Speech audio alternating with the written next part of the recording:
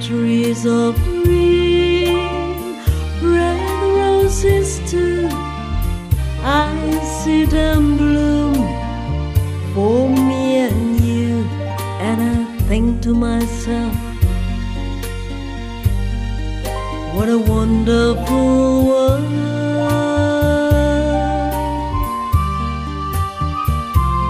I see skies of blue and clouds of white, the bright blue sea, the dark sacred night, and I think to myself, what a wonderful world.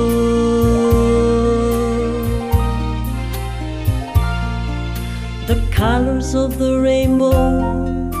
Hola amigos, ¿cómo están? Un gusto nuevamente que estemos juntos en una nueva emisión de Protagonistas por Siempre. Hoy vamos a tocar un tema muy importante, por demás vigente, que no nos deja a ninguno indiferente.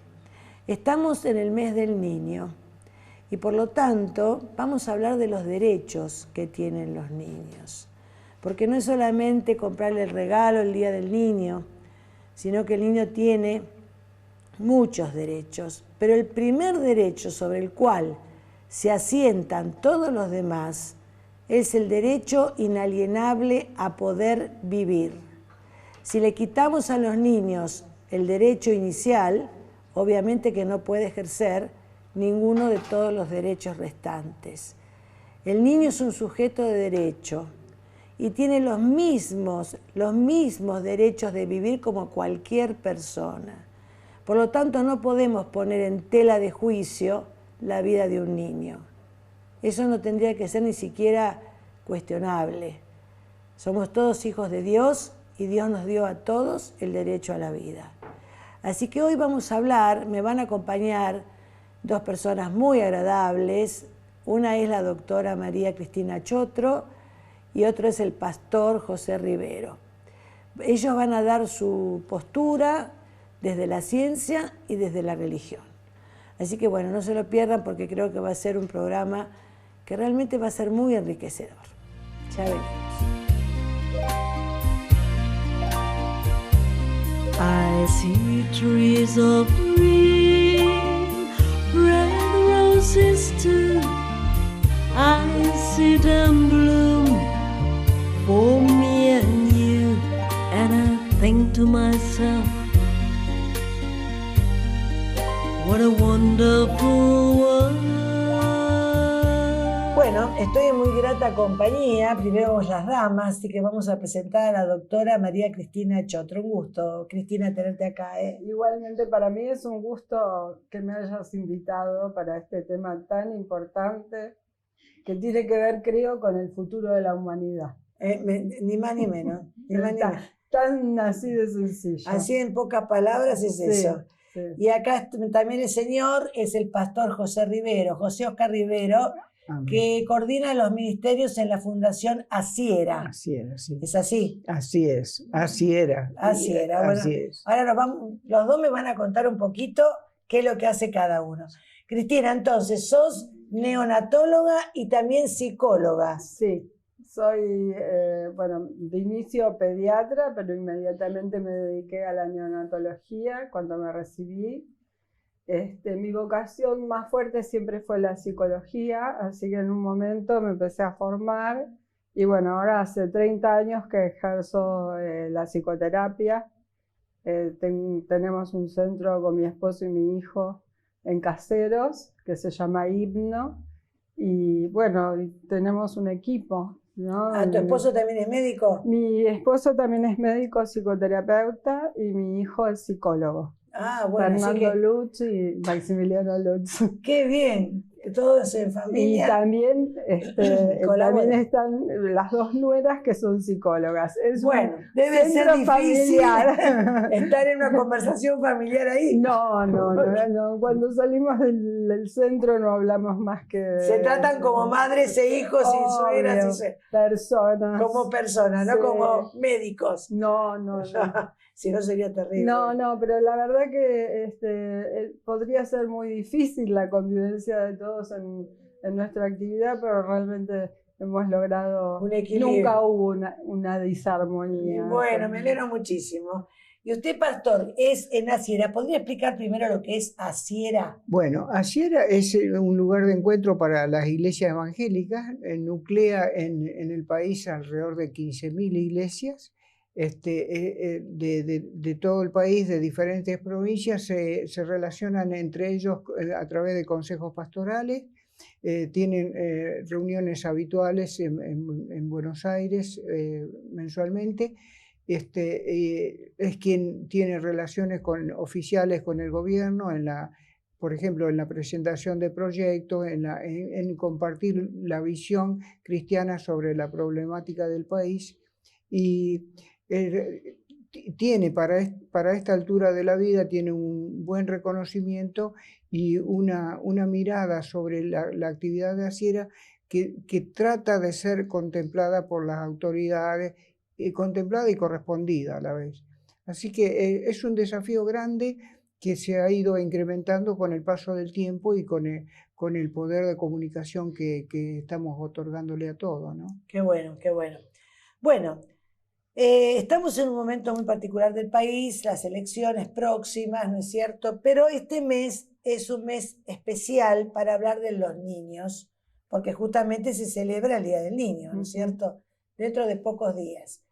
Y todos tenemos hijos, no sé, ¿vos tenés hijos? Yo tengo 2 hijos. ¿2 hijos? Sí. ¿Usted, pastor, tiene hijos? Tengo una hija que es psicóloga también. Bueno, estamos en el, sí, en el reino estamos en el rubro, en el rubro, sí. Bueno, yo también tengo 2 hijos, así que no, mis hijos no son psicólogos. Pero bueno, todos tenemos hijos. Todos sabemos lo que es el amor maternal, el amor paternal, el amor filial, ¿no es cierto? Y sabemos, porque los hemos criado desde chiquitos, lo que un niño requiere, ¿sí? Bien, en este momento que está tan cuestionado por el tema del aborto y la grieta entre pañuelos verdes y pañuelos celestes, ante todo yo quiero aclarar que este programa no es para acusar a nadie, para juzgar a nadie, no es esa nuestra intención. Por supuesto que tenemos postura tomada, pero acá no vinimos a enjuiciar, a acusar ni a nada. Acá vinimos al contrario, a defender los derechos del niño y a tratar de encontrar un camino de solución, porque tanto la vida de la madre como la vida del niño valen. ¿Es así? Salvemos las 2 vidas. Salvemos las 2 vidas, porque son tan valiosas una como la otra. Somos todos hijos de Dios. Amén. Nadie es menos hijo que el otro. Somos todos iguales y amados por Dios. Y por lo tanto tenemos que ser respetados como tales. Entonces, lo primero que quiero escuchar es la postura de la doctora, que como neonatóloga, ¿no es cierto? ¿Cuál es la función exacta de una neonatóloga? Bueno, no hay nadie más que luche por la vida de un niño en grave estado, como puede ser un prematuro muy límite. A través de la tecnología hemos llegado a trabajar con niños de muy, muy bajo peso, y eso es una experiencia absolutamente profunda para el que lo hace, de altísimo compromiso. O sea, yo hace 20 años ya que no soy, 20 años que no soy neonatóloga, pero viví toda la época del desarrollo tecnológico, y el tema ético y científico era cuán pequeños eran los niños que íbamos a resucitar y que íbamos a trabajar. Y se llegó en ese momento, no sé si ahora está así porque dejé la neonatología, pero en ese momento se llegó a una cifra de alrededor de 500 gramos. 500 gramos es un niño de 22, 23, 24 semanas. Yo cuando escucho que se van a hacer abortos de esa altura, me provoca un profundo dolor, porque es un ser humano completo.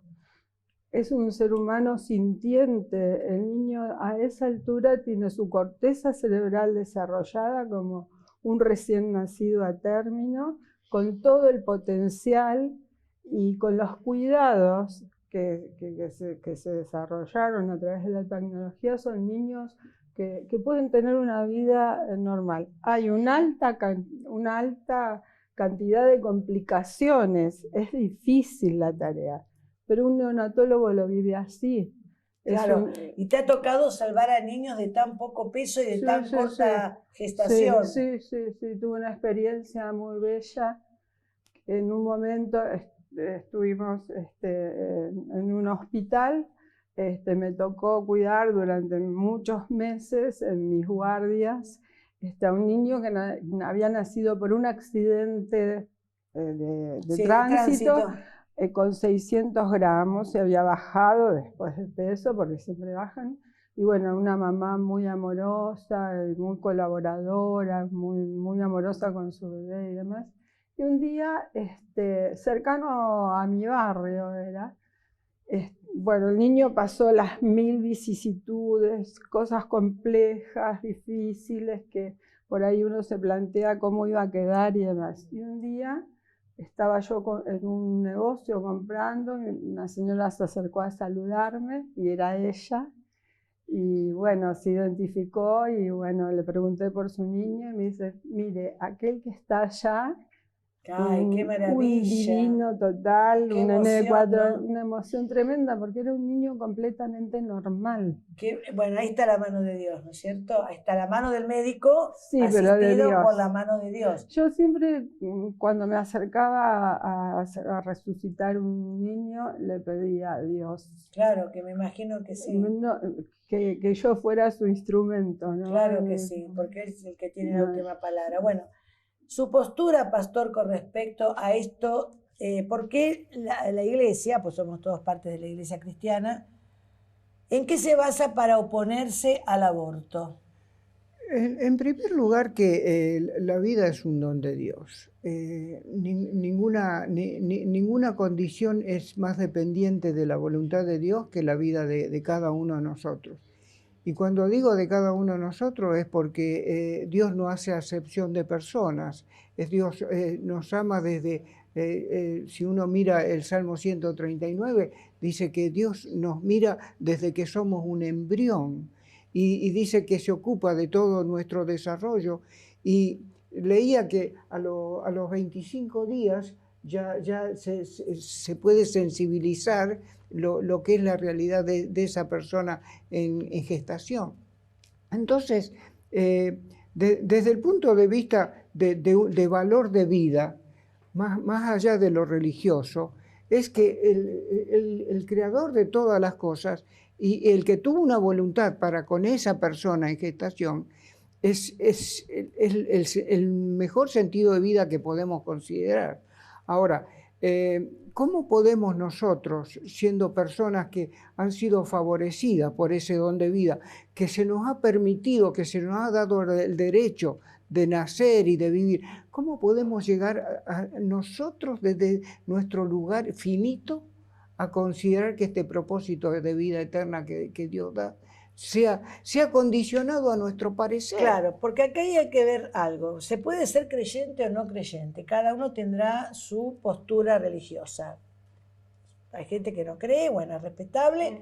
Pero los que creemos sabemos que el plan de Dios para esa criatura no es solamente la vida esta terrena, porque esta vida terrena es corta. Es limitada. La proyección que tiene esa criatura es como la que tenemos todos nosotros, lo que creemos, ¿no es cierto? Que creemos que nos va a llegar, que es el poder vivir la otra vida, que es la vida eterna. Entonces, no es solamente que se le niega la posibilidad de vivir en esta vida terrena, sino que también no lo dejaríamos que se desarrollara como para alcanzar la otra vida. Esa también es la idea, ¿no es cierto? La trascendencia que tenemos, porque Dios dice que Él de tal manera nos amó, que nos dio vida y que esa vida es eterna. Entonces, así como podemos considerar la extensión de vida de la creación, así también está nuestra propia vida. Ahora, nos cuesta llegar a asumir esa realidad de que no fuimos engendrados solamente por voluntad de varón y de mujer, Claro. sino que Dios nos miró y Nos amó y tiene un plan de vida para nosotros, porque toda persona viene con una misión para este mundo. ¿Es así o no? Todos venimos a tener una misión que tenemos que desarrollar. Es una de las metas, necesidades del hombre, ¿no? Por supuesto, O sea, entonces yo no puedo coartar, porque si bien hay casos que son muy terribles, como los casos de violación, que ya vamos a hablar en el próximo bloque, pero yo hago el siguiente razonamiento. No toda persona violada queda embarazada, porque hay mujeres que son violadas y no quedan embarazadas. Pero hay mujeres que les toca quedar embarazadas en esas circunstancias, que es terrible, nadie lo va a negar. Pero por algo Dios también ha enviado esa vida en esa circunstancia, porque evidentemente tiene un plan de vida, parece ser que está por nacer, pero también para la madre que lo está gestando. ¿Ustedes están de acuerdo con eso? Por supuesto, porque es una vida en gestación. Ahora, es una persona. Ahora, ¿cómo puedo yo relacionar los derechos que yo tengo como persona con la de una persona que en estas condiciones viene a ser gestada? Porque la palabra de Dios dice que Él nos está mirando desde que nosotros somos un embrión. Ese embrión sea la suma de una consecuencia como una violación, pero ha sido el permiso. Claro, por eso se ha gestado porque Dios ha querido. Claro. Si no, Dios no lo hubiera querido, ese embrión no se hubiera gestado. Claro. Es la actitud permisiva de Dios, ¿cierto? Por supuesto, y parte yo vuelvo a reiterar, tiene un plan para esa criatura. Sí. Por algo permite que venga, ¿no es cierto? Ya no tenemos que ir a un corte. En el próximo corte, Cristina, te voy a preguntar por varios temas interesantes. Vos me comentaste en el recreo, como digo yo siempre, que hay diferentes tipos de vida, porque está la biológica, pero no solamente la biológica, que también atañe al pastor, la vida espiritual, porque no es solamente cuestión de un embrión cuyo corazón late. Hay una trascendencia, tiene alma. ¿Es así o no? Claro. Bueno, esto lo conversamos en el próximo bloque. Ya venimos. En este primer libro de la saga, Crimen en el Convento de la Adoración, se plantea un terrible misterio. Una a una las alumnas del último año están desapareciendo. Y el comisario Ledesma, junto a su amigo, el sacerdote Pablo Monallar, deberán aguzar su ingenio para resolverlo. ¿Habrán logrado llegar a la verdad? ¿O un nuevo giro de los acontecimientos les demostrará que están en foja cero? No te quedes con la duda. Resolve el misterio leyendo Crimen en el Convento de la Adoración y su nueva entrega, No matarás. Bueno, la doctora nos va a clarificar un poquito las distintas corrientes sobre las distintas clases de vida. Sí, la vida, bueno, es una, pero podríamos decir, o yo pienso, que tiene varias dimensiones, ¿no? Todas unidas, todas en una unidad. El ser humano es un ser bio, psico, social y espiritual. O sea, lo último en incorporarse dentro de las ciencias de la psicología es la espiritualidad. Y actualmente ahora hay mucha parte de la medicina que también avala este tema, ¿no? Por ejemplo, en una universidad se dice que las cadenas de oración favorecen la evolución de los enfermos. En una universidad de Buenos Aires, no en la UBA, en una universidad privada.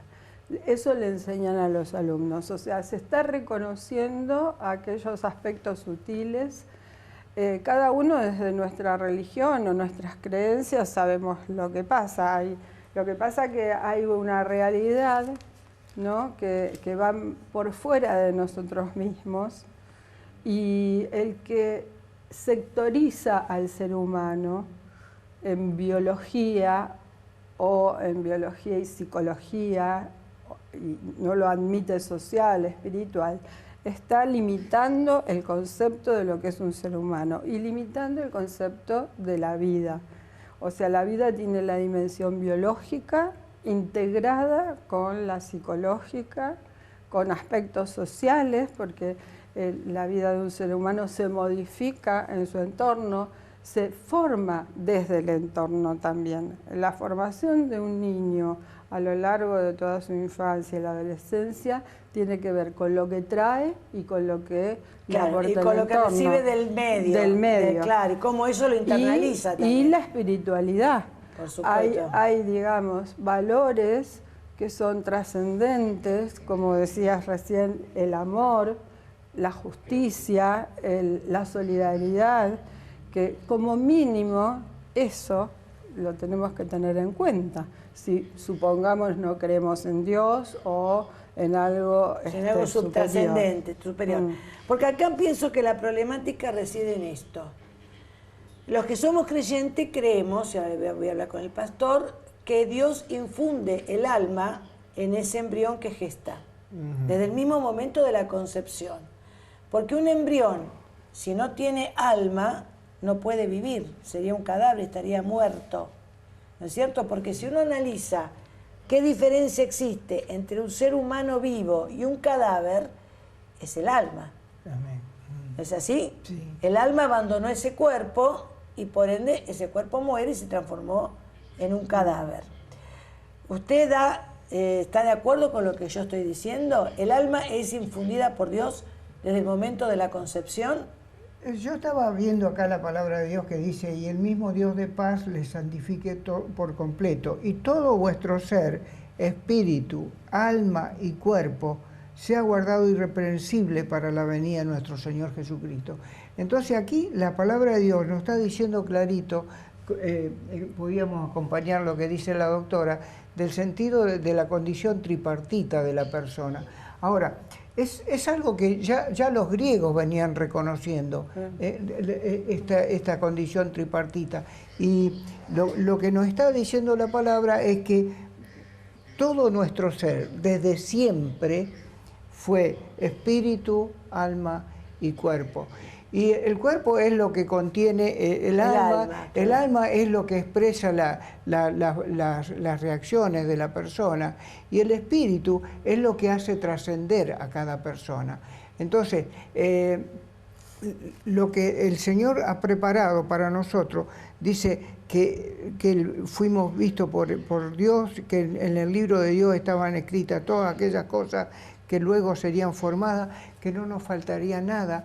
Entonces, por sobre todo, la Biblia dice, Dios es espíritu, y que al espíritu nadie le vio jamás. Claro. Entonces, todo lo que tiene que ver con nosotros es resultado de esa condición de espiritualidad con que fuimos formados desde el principio.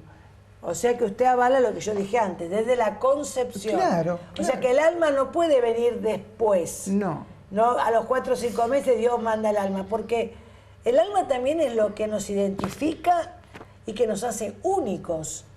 Claro. Que esta persona está infundida por Dios con esta alma, y esta persona es única e irrepetible. ¿Es así o no? Sí, y por eso la doctora comentaba antes que un embrión, una persona en gestación, percibe y puede compartir emociones. Sí, eso vamos a hablar enseguida sobre la vida intrauterina, porque hay un psiquismo fetal, ¿no es cierto, Cristina? Así es. Sí, digamos, el sistema nervioso se empieza a desarrollar como un tubo desde los 14 días. Su punto cúlmine, su mayor desarrollo en el embrión, en el niño, a mí me gusta decir bebé intrauterino, niño intrauterino. Está muy bien. En el niño intrauterino está desarrollado con el sistema nervioso completamente en las 22 semanas, 22, 23 semanas. Perdón que interrumpa, 22 semanas, el mes tiene 4 semanas, sí. ¿Cierto? Más o menos, 4 semanas y media. Sí, 5 meses y sería, medio. 5 meses ya la criatura estaría, digamos, casi toda formada. Está toda formada. Ya a los 5 meses está toda formada. Toda formada. Lo que le falta es como madurez en sus tejidos. Pero ya está, digamos... Podemos decir que a los 4 meses ya está, pues son 4 semanas y media por mes. sí. Casi ya a los 4 meses podemos decir Que está es un ser humano, digamos, completo, además que completo. tiene que ir desarrollándose. Claro, tiene que ir madurando. Madurando. ¿No? En sus funciones En sus sería. funciones para Claro. adaptarse a la vida extrauterina. Lógico. Pero ya su organismo está completo. Entonces, a partir de esto, con precisión y rigor científico, se ha comprobado desde los años 70, más o menos, cuando se desarrolló la tecnología para abordar el bebé intrauterino. Antes solo se escuchaban los latidos con un aparatito. Pero cuando se pudo, a través de ecografías, distintos monitores y demás, estudiar las reacciones del bebé intrauterino, se vio que ya a esta altura era capaz de sentir los cambios de las emociones maternas por sus respuestas, es capaz de hacer aprendizajes. Si uno realiza un estímulo determinado, el bebé aprende y responde de determinada manera. Se usan métodos no traumáticos como la música, como la voz de la mamá, del papá, como estímulos así externos, ¿no?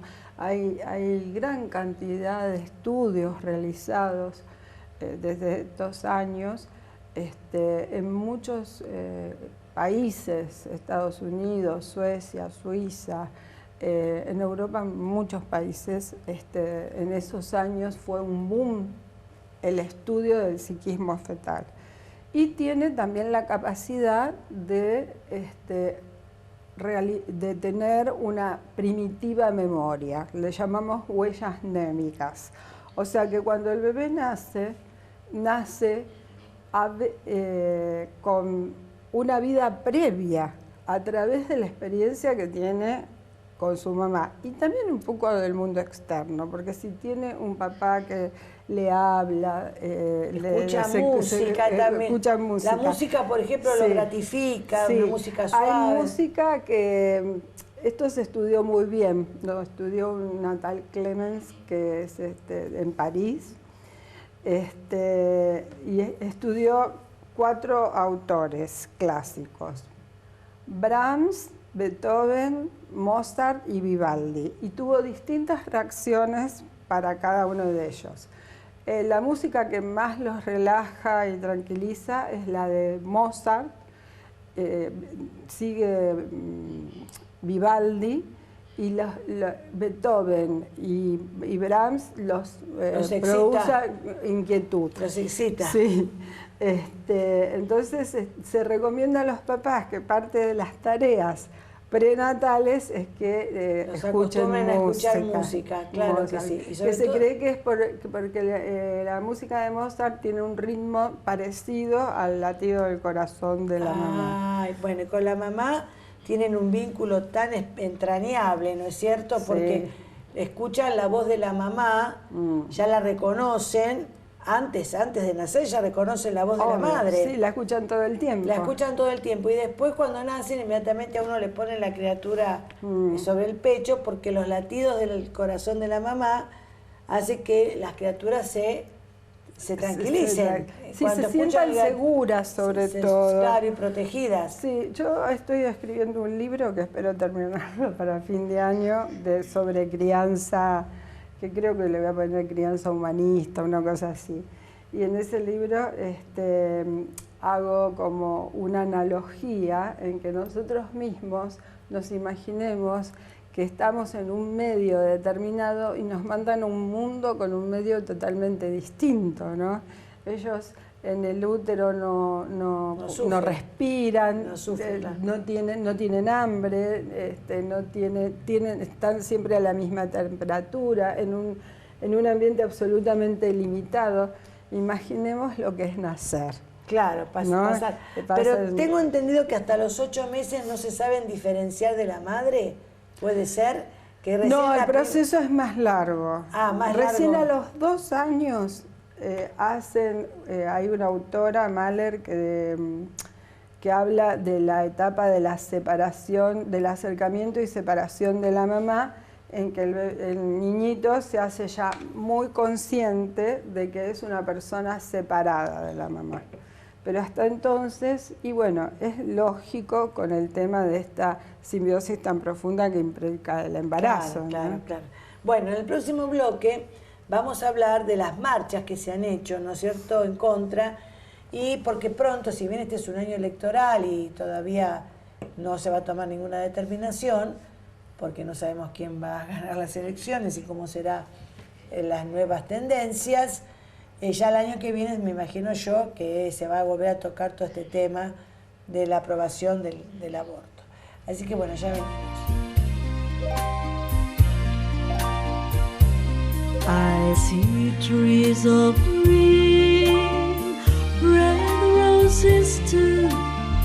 I see them bloom for me and you, and I think to myself, what a wonderful world. Bueno, hay que hacer una diferencia que es importante, pero una va de la mano de la otra. Me hablaste, una cosa de la despenalización de la mujer que practica un aborto para que no vaya presa, porque creo que actualmente va presa la mujer, ¿no? Sí, igual en la práctica no. No, bueno. Y otra es la aprobación. Bueno, son dos cosas distintas, pero van hermanadas, porque una vez que se despenalice, se está pidiendo ya el aborto libre, seguro y gratuito. Ahora, a mí me gustaría que vos como médica desmitificaras esto de que por más que se haga en una clínica no haya riesgo. Toda intervención es una intervención quirúrgica, toda intervención quirúrgica tiene riesgos para la vida y tiene riesgos también de daño orgánico. Entonces, el tema del aborto es un tema tan complejo y tan profundo que se banaliza absolutamente esta división de abortistas, defensores de la vida y demás, y no se tienen en cuenta estos temas que son muy profundos, ¿no? Y que yo creo que particularmente creo que una mujer no tiene que ser penalizada por esto, ni juzgada, porque individualmente también podemos decir que a veces es una tragedia para la mujer me imagino hacerse un aborto. Nadie va a banalizar cómo queda esa mujer, porque inclusive muchas quedan muy traumadas psicológicamente. ¿No? Es un estigma que se lleva.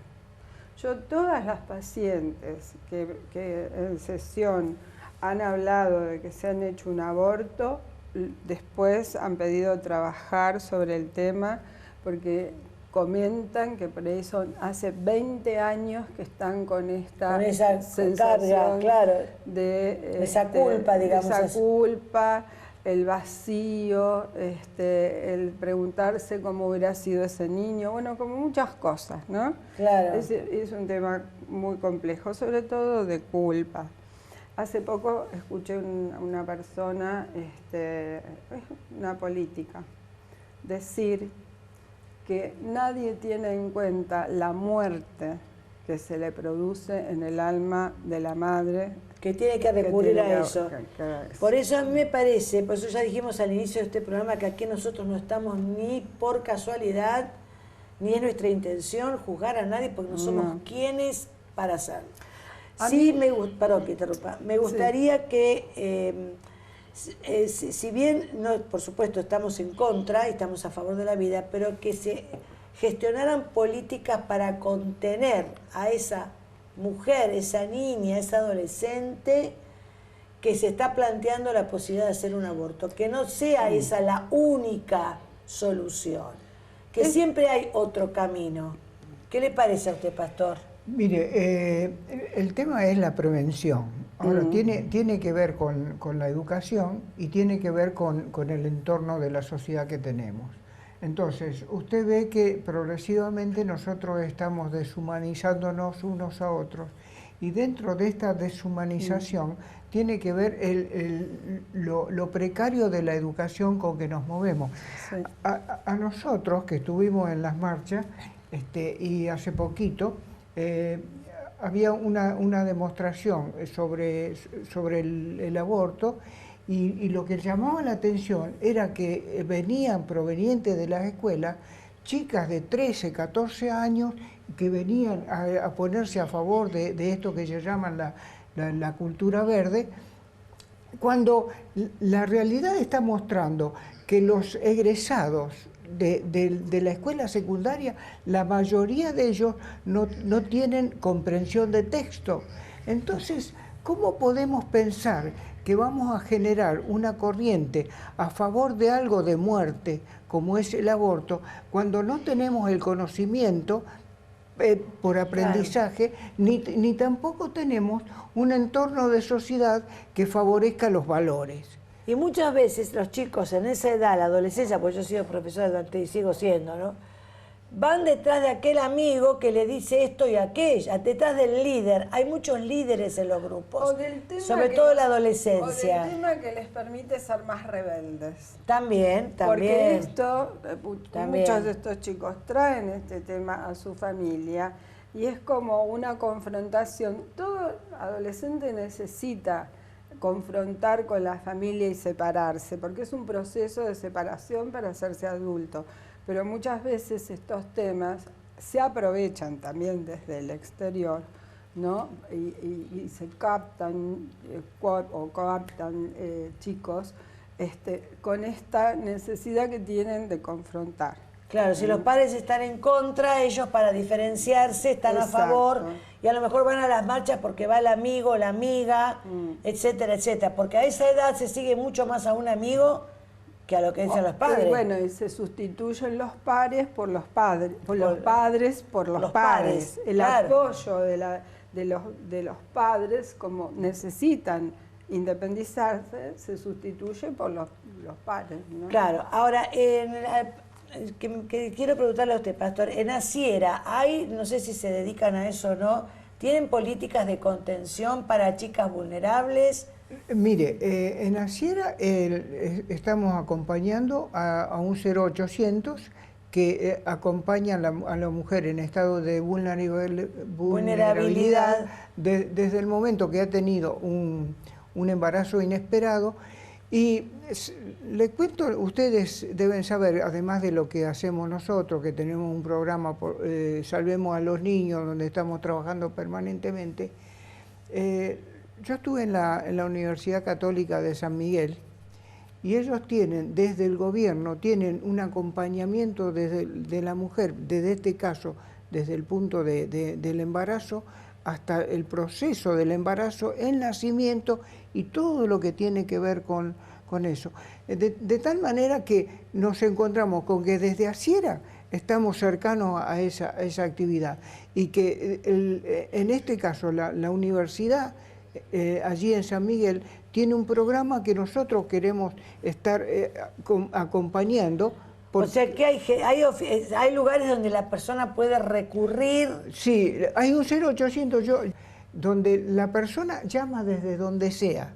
Hay 250 lugares donde usted llama, yo soy de San Nicolás, y se le relaciona... El lugar al que puede recurrir. Al que puede recurrir y están esperando. Para que la contengan, la orienten, la ayuden. 250 lugares. 250 es mucho, ¿eh? Y yo creo que también en el Estado tiene que haber lugares a donde uno se puede dirigir en caso de sentirse en esa situación, ¿no es cierto? Para dar políticas, porque si no los hay, es la asignatura pendiente. Es la asignatura pendiente. No es solamente, el enfrentarse estos dos colores a favor o en contra, sino qué políticas vamos a implementar para solucionar este problema de raíz. Hay muchos lugares para albergar a las víctimas de violencia de género, pero no sé de esto. Sí. Y es una materia pendiente, yo creo, de las políticas de Estado, de defensa de la infancia, porque los niños están absolutamente desprotegidos, aún los que tienen buenas familias. Bueno. Absolutamente desprotegidos y abandonados. Bueno, este tema nos va a llevar, ahora vamos a ver un pequeño video de la marcha que se hizo por el año pasado fue, ¿no? Sí. Para esta época más o menos. Sí. Vamos a ver un video cortito y después seguimos con este tema.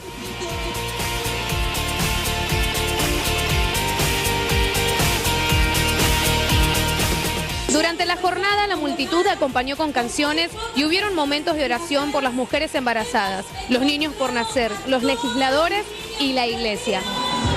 Gracias a Dios por las provincias. Ha sido un triunfo de la federalización. Han venido los referentes, han venido más de 1000 micros, se han movilizado como nunca, porque nunca hemos tenido un evento así. Hemos tenido las oraciones en el obelisco, 99 y 2001, pero eran locales.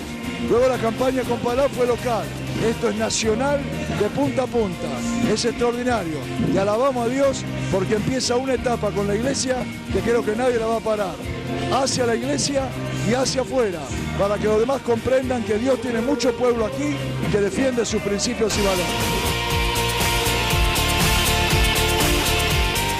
Bueno, creo que ahora ya nos tenemos que ir nuevamente a la pausa y tendremos que dejar una pregunta en el tapete. La educación es muy buena, pero ¿y los valores? Porque la educación tiene que estar cimentada sobre los valores. Una educación sin valores es una educación completamente, no sé, vacía de contenido. Así que bueno, en el próximo bloque vamos a hablar también de un tema muy importante que es el avivamiento. Ya venimos. Sergio Fré te invita a reconfortar y elevar tu alma, compartiendo con vos sus 2 primeras creaciones, 12 cuentos de fe, de ángeles y de milagros, y vientos de esperanza. En venta en las principales librerías del país o por mail a protagonistasporsiempre@yahoo.com.ar. I see trees of green, red roses too. I see them bloom for me and you, and I think to myself, what a wonderful world. Bueno, dijimos entonces que la educación tiene que estar cimentada en valores trascendentales y no valores, como recién estabas diciendo en el recreo, valores banales, ¿no? Que el tema del culto al cuerpo, ¿no? El hedonismo, el narcisismo, el egoísmo, la egolatría, el éxito. Sí, pero todo alrededor de lo que a mí me hace, de lo mío. No pensar en el otro.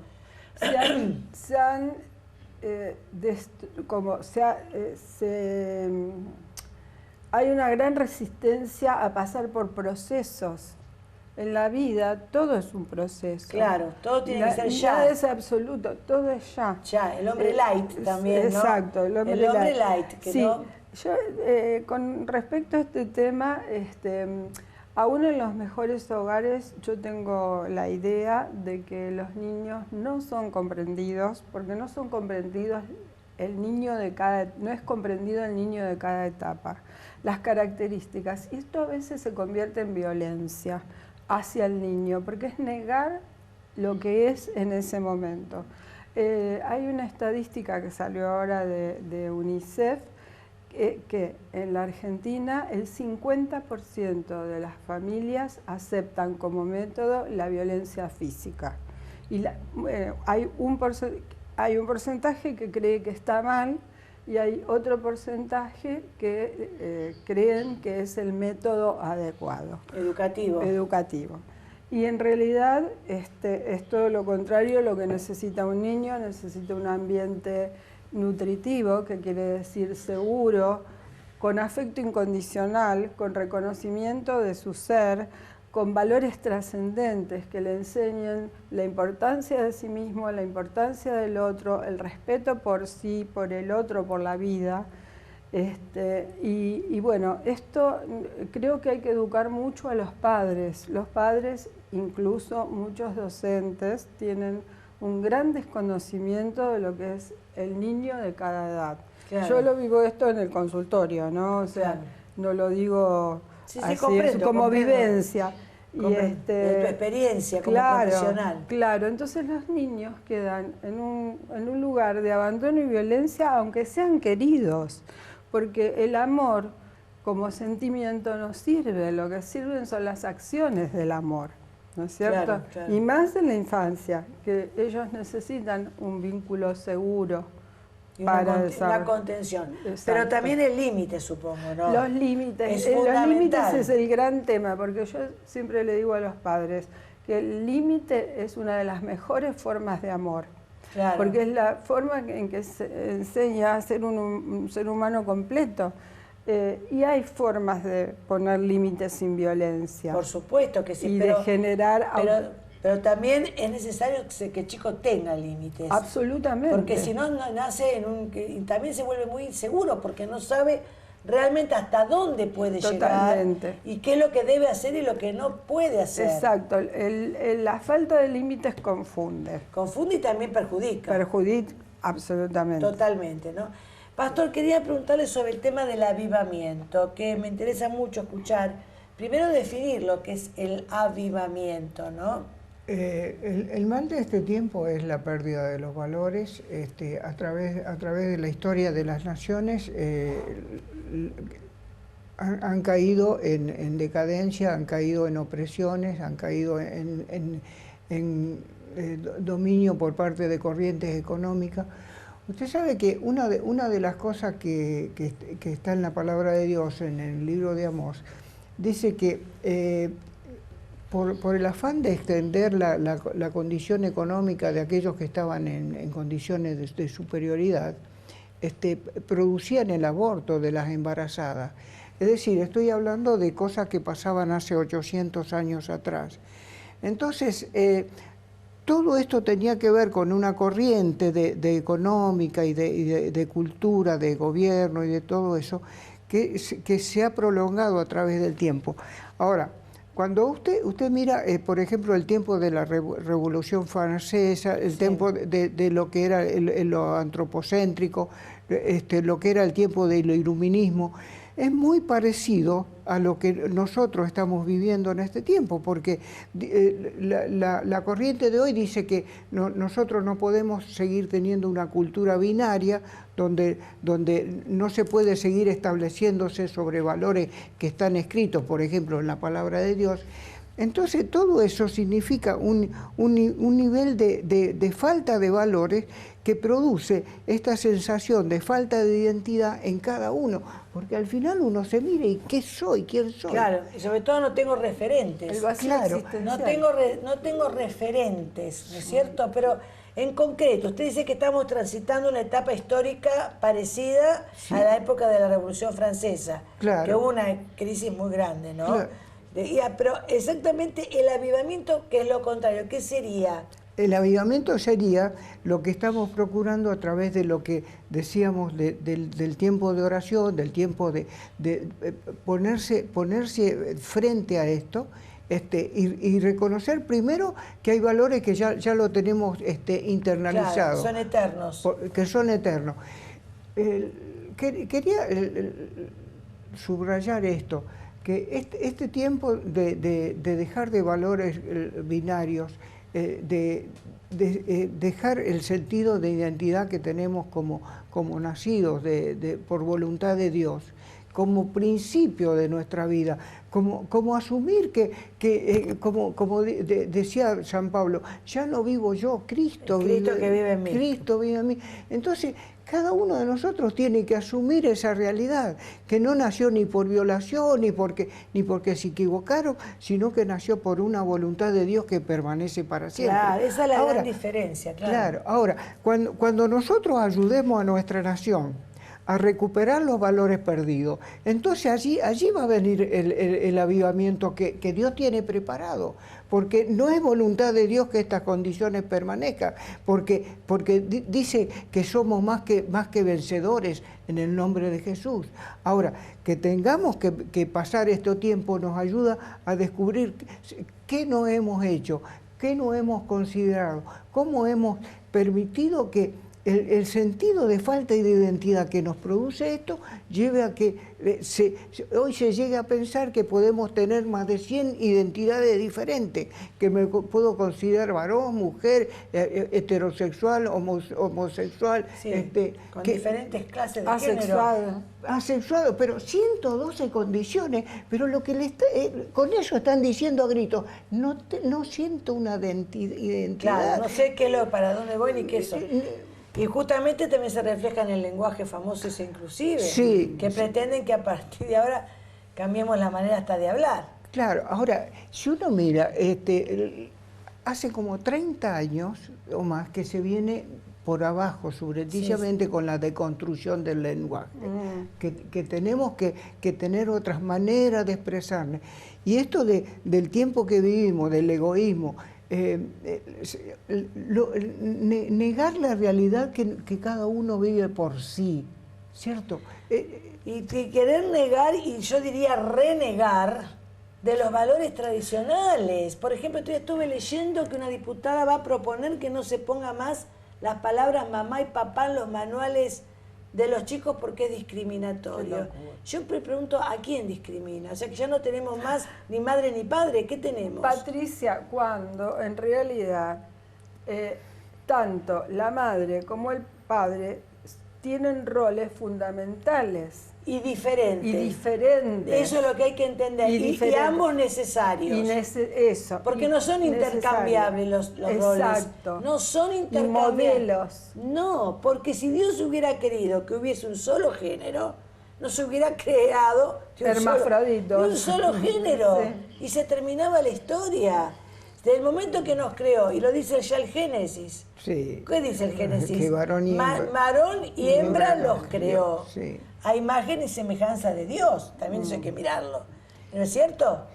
Claro. Entonces, si hubiera querido que todos fueran hombres, o todos fueran mujeres, o no se llamaran así, lo hubiera hecho. Sí, a mí me parece que esta época, además de los valores banales, del consumismo que destruye también un montón de aspectos, de la falta de comunicación, porque en la era de la comunicación a 20.000 kilómetros en un segundo, los seres humanos no nos comunicamos. Yo creo que hay una cosa que es como muy importante, que es el corte de relación con no solo con Dios y todo esto, sino con el propio ser.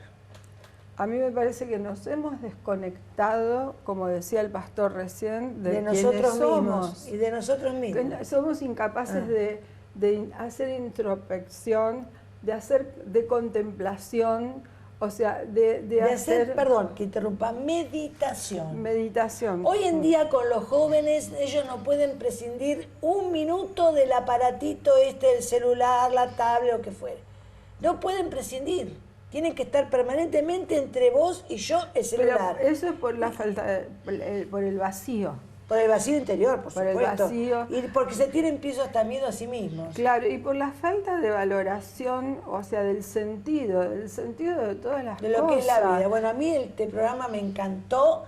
Les agradezco muchísimo a los dos. Ha sido muy enriquecedor, muy instructivo y se me fue el tiempo, lamentablemente. Sí. Se voló el tiempo. Sí, se voló. Espero que se hayan sentido cómodos. Gracias. Y ha sido un gusto grande. Y yo te agradezco muchísimo también la oportunidad de poder expresar ideas, ¿no? Intercambiar tan ricamente. Bueno. Y yo quisiera animar a todos los que compartimos estas cosas que no dudemos de que los propósitos del Señor son superar todo este tiempo. Claro. Que lo que nosotros debemos aportar es nuestra fe, nuestra oración, para que no solamente eso transforme la realidad, sino que llegue a transformar a cada vida. Bueno, y ese es el avivamiento. Bueno, muchas gracias. Es muy amable por haber estado acá.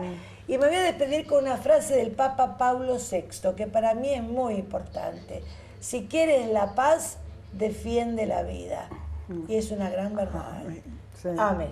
Nos vemos en una próxima emisión de Protagonistas por Siempre. Dios mediante. Gracias. I see trees of green.